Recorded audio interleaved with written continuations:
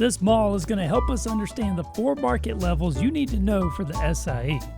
We start on level 1. Here we see stores like Nike and Apple.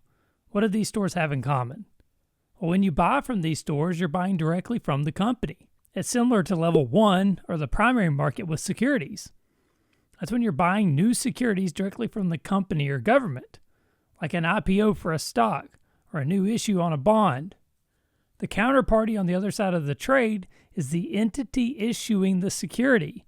Proceeds go to the issuer. Next, we go to the second floor. Here we see stores like Kohl's and Best Buy. Now at Kohl's, I can buy a Nike shirt, and at Best Buy, I can buy an iPhone. But when I buy there, I'm not buying from Nike or Apple. That's similar to the secondary market for securities. That's where you trade securities with other market participants, not the company or government who issued the shares.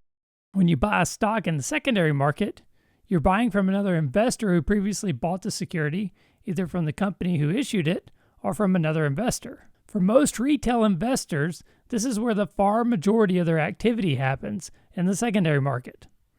Moving up to the third floor, here we see a conference room with a bunch of executives. This represents the third market. That's where institutional buyers negotiate trades between each other. Here they're often using large blocks of shares. They do it in the open, meaning that trades are reported to the tape, but the trades are not done on the exchange, so everyone can see the trades after they happen. Now this allows them to buy or sell shares in large blocks without significantly impacting the secondary market. Say you need to sell 1 million shares of a security. You could just put that into the secondary market, but you're likely going to have a sizable impact on the market price. In the third market, you can negotiate a price for the block. Then we move up to the fourth market.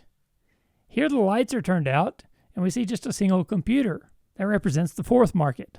This is where institution-to-institution trading happens. If you've ever heard of dark pools, that's what we're talking about. That's in the fourth market. Here trades happen with anonymity, and they use electronic communication networks, or ECNs. An example would be a mutual fund selling a large block of shares directly to a hedge fund without using a broker as an intermediary. If you have any questions, leave them below. Otherwise, let's keep the ball rolling in the next video.